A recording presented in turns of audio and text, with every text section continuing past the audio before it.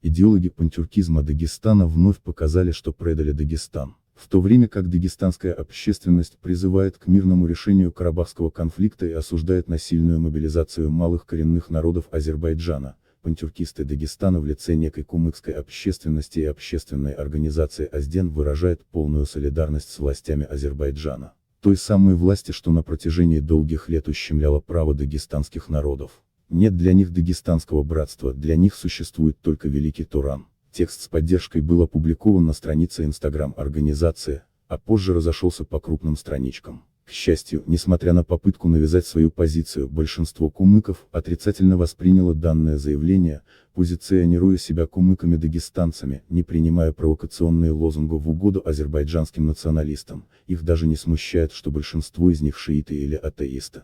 Мы никогда не вели свою деятельность против какого-либо народа, тем более дагестанского, но идеология пантюркизма для нас неприемлема. Мы ведем работу именно против нее. Она не прошла 100 лет назад, не пройдет и сейчас.